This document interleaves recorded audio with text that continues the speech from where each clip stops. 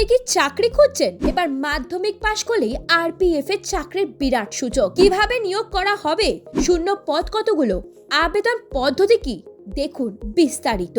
সম্প্রতি রেলের তরফ থেকে আরপিএফ রিক্রুটমেন্টের যে বিজ্ঞপ্তি প্রকাশ করা হয়েছে তাতে মোট 4208টি শূন্য পদ রয়েছে কনস্টেবল পদের জন্য।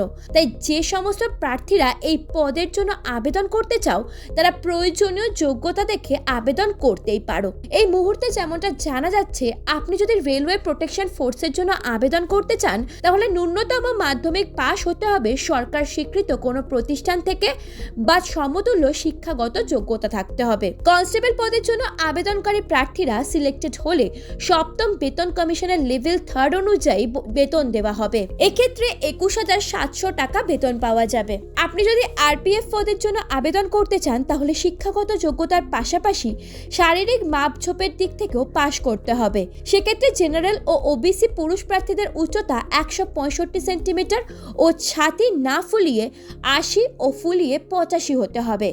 আর মহিলাদের ক্ষেত্রে উচ্চতা 157 সেন্টিমিটার হতে হবে।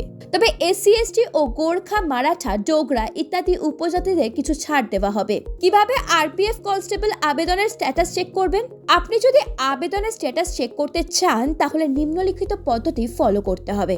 প্রথমে অফিসিয়াল ওয়েবসাইটে চলে গিয়ে তারপর সেখান থেকে আরপিএফ নিয়োগের অপশনে ক্লিক করতে হবে। এবার ইউজার, অ্যাপ্লিকেশন নাম্বার ও পাসওয়ার্ড বা জন্ম তারিখ দিয়ে ড্যাশবোর্ডে লগ ইন করে নিতে হবে। লগ ইন করার পর আবেদনের স্ট্যাটাস চেক অপশনে ক্লিক করলেই আপনার আবেদনটি গ্রহণ হয়েছে কিনা দেখা যাবে। কিভাবে নিয়োগ করা হবে? বিজ্ঞপ্তি অনুযায়ী আরপিএফ কনস্টেবল নিয়োগ কয়েকটি ধাপে হবে, যার মধ্যে সবার প্রথমে কম্পিউটার বেসড টেস্ট বা সিবিটি নেওয়া হবে। এরপর প্রার্থীকে বা শারীরিক দক্ষতার পরিমাপ ও শারীরিক পরিমাপ পরীক্ষায় পাশ করতে হবে। এই দুই পর্ব পার হওয়ার পর ডকুমেন্টস ভেরিফিকেশনের জন্য ডাকা হবে। ডকুমেন্টস ভেরিফিকেশন হওয়ার পর চূড়ান্ত মেডিকেল ফিটনেস টেস্ট নেওয়া হবে। এক্ষেত্রে যারা পাশ করবে তাদের নিয়োগ দেওয়া হবে।